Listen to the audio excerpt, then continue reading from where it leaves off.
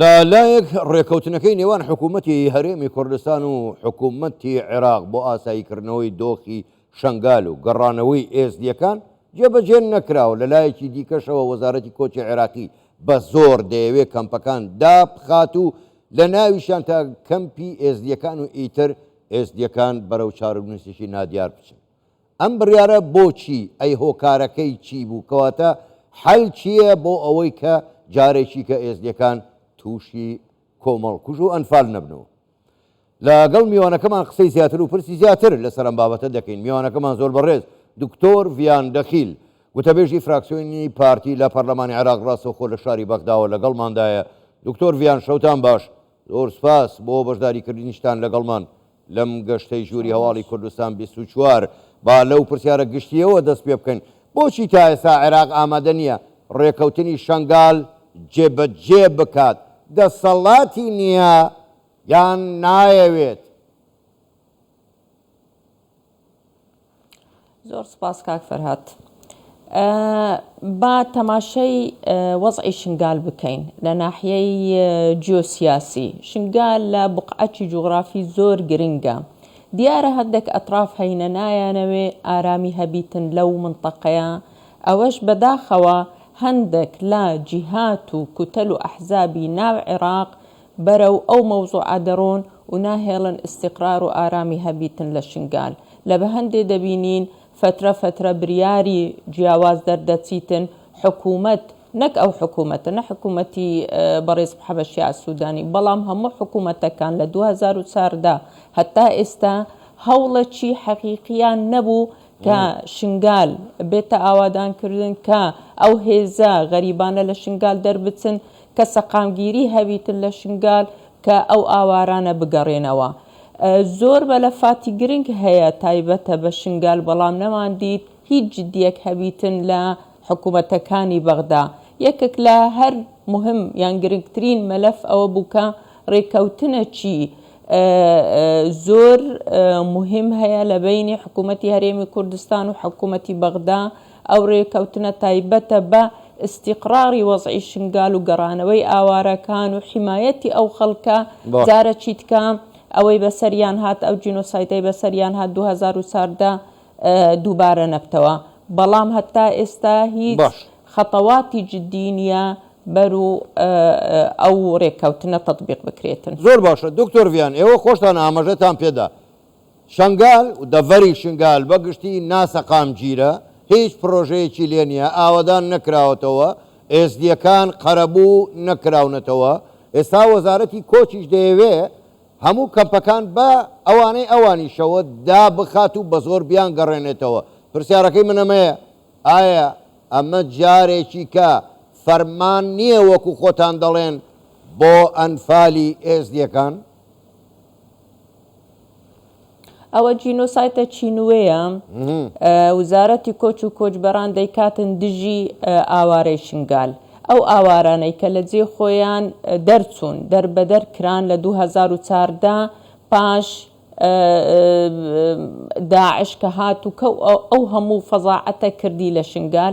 ئەو خەڵکە ئەوە 10 ساڵە لە ژێر خیڤەتن و لە کەمپەکانە. ئێستا وزارەتی کۆچ و کۆچبەران لە بە هەندێک هۆکاری سیاسی تایبەت بە خۆیان دەیانەوێ لۆ خۆیان سەبقەی تەسجیلکەن و برێن ئەمە مەلەفی ئاوارەکەمان قەپات کرد و تەواو هەموو شتێکمان کرد، بەڵام ئەوە جینۆسایتە چینوەیە. لۆ چونکە ئەو خەڵکە دەربەدەر دەکەی جارە چیتکە لەو جێیە ناخۆشەی کە ئەوان تێدانە کە خیڤەتن ئەوە 10 ساڵە و دەیانگەڕینەوە عینەن لە جێیەک ئەمن و ئەمانەتی تێدانە، هێزی بیانی تێدا هەیە، ژیانیان معەڕەزە لە بۆ خەتەر و دیسا دەبی لە ژێر چەتر دانیشن. یعنی ئەو خەڵکەی بەتایبەتی مەتەن خەڵکی تلعزێر و گرزەر و کوسیپە کە ئەوانە ماڵیان بووە تەخت کران، ئەوانە دەگەڕێنەوە چێندەری، لە چێندەری دەژین، مەکتەب هەیە، مستەوسەف هەیە، مستەشفا هەیە، ڕێگاوبان هەیە، ئاو هەیە، کارەبە هیچ نییە و دەبی بگەڕێنەوە وێندرێ خیڤەتێک لە خۆیان دانێن و لەو جێ بژین. ئەوە هەڕەشەیە دژی ئاوارەکان. بەس بەداخەوە کە دەبینین دیارە سەرۆک وەزیران بەواضحی ئەو مەلەفە لە بۆی نەچووە سەرۆک وەزیرانی عێراق کە تەئیدی دەکاتن دەبی لە 31/7 کەمپەکان دابخرێن لە بە هەندێک ئەمە داوا دەکەین لە سەرۆک وەزیران ئیعادەی نەزەر بەو مەوزوعە بکات چونکە هەموو بعثاتی دیبلۆماسی هەموو منەظەماتی نێودەوڵەتی دژی ئەو بریارانە. باش دکتۆر ڤیان ئێوە ئەندامی پەرلەمانن خۆ ئێستا لەخوا بەزیاوێ نزیکەی 7 پەرلەمانتاری کوردیش لە پەرلەمانی عێراقان کەواتە پرسیار ئەمەیە ئایا دەبێت چی بکرێت لە پەرلەمانی عێراق بۆ ئەوەی ڕێ بگیرێ لە فەرمانێکی نوێ دژی ئێسدیەکان؟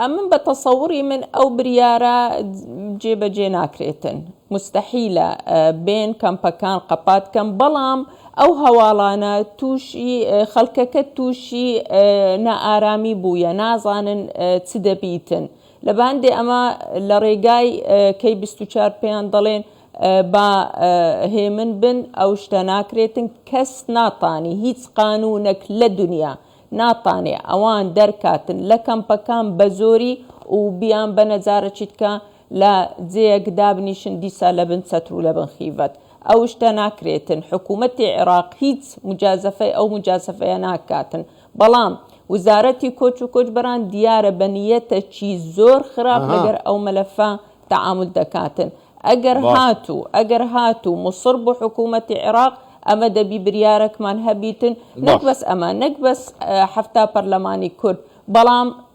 پەرلەمانتاری دیکەشمان لەگەر هەینە چونکە وەچی ئەمە کەمپەکان قەپات دەکەین نەک بەس کەمپی ئەوانی ئێزدی کەمپەکانی دیشی تێدایە کە خەڵکە چیتکەشی تێدایە وەکو حەسەن شام و خازرۆ ئەوانە مشکلەی وزارەتی کۆچ و کۆچبەران فعل و ڕەتفعلی هەیە ئەمە تەقدیممان کرد لە بۆ ئستیجوابی وەزیرە چونکە زۆر فەسادی هەیە لە وزارەتەکە لە بە هەندێ ئەویش زۆر زەخت دەکاتن حتا دەنجی مەوسکت کاتن بەڵام ئەمە وسکت نابین لەسەر ئەو هەموو زۆرەی کە دەکاتن دژی ئاوارەکان. باش دکتۆر شتێکی گرنگ هەیە ئەگەر ئاوارەکان گەڕانەوە کاک فەرهاد شتێکی گرنگ هەیە ئەمش ئەو بختەڕەحی تەقدیم دەکەم ئەگەر کەمپەکانی قەپات کرد و خەڵکەکە گەڕایەوە بەبێ هیچ تەعویز بەبێ خانیەکانیان ئاوادان بکەنەوە بەبێ هیچ شتێک بگەڕێنەوە دەبی وزارەتی کۆچ و کۆچبەرانش نەمینێتن ئەو وەختە هیچ حاجەت نییە لە بۆ وزارەتەکە تەقدیمی مقتەڕەحی دەکەین ئیلغائی ئەو وزارەتە. زۆر باشە دکتۆر ڤیان کاتم زۆر کەماوەگەر بە کورتیش وەڵام دێتەوە من سپاس دەکەم ئێوە لە سەرەتای قسەکانتانە ئاماژەتان بەوە داوتتان دەڤەری شنگال دەڤەرێکی زۆر گرنگە لە ڕووی جیۆپۆڵەتیکەوە زۆر باشە کەواتە بەڕای ئێوە دەستی دەرەکی و نەیارانی کورد بە گشتی و بە تایبەتیش نەیارانی ئێزدی لەم پرۆسەیەدا و بە زۆر گەڕاندنەوەی ئێزدیەکان ئەمە هەمووی پیلانێک نییە بۆ لە ناوبردنی ئێزدی بە یەکجاری ئەگەر بە کورتیش وەڵام دێتەوە من سپاست دەکەم. بەێ بە تەکیدی ئەو هایە دیارە پلانێک هەیە لە بۆ ئەو منتەقەیە بمینێتەوە لە ژێر دەسەڵاتی هەندێک لە مەجموعەک لە کوتەل لە ئەحزابی بێگانە خەڵکی ئەو دەبەرەنین لە بە هەندێ هەتا ئێستا ئەو مەوزوع ئەو مەلەفە تەخیر کرا کە تەماشا دەکەین زۆر خەڵکی بیانی دێنە شنگال بەڵام خەڵکی ڕەسەنی شنگال هەتا ئێستا دەربەدەرن لە بە هەندێ ئەو مەوزوعەکی ئەم بە تەسەوری من مەوزوعەکی عێراقی نییە ئەوانش نەبەس دژی ئێزدینە دژی ئێزدی و کوردن کە دەیانەوەی ئەو پلانە لەو منتەقەیە جێبەجێ بکەن.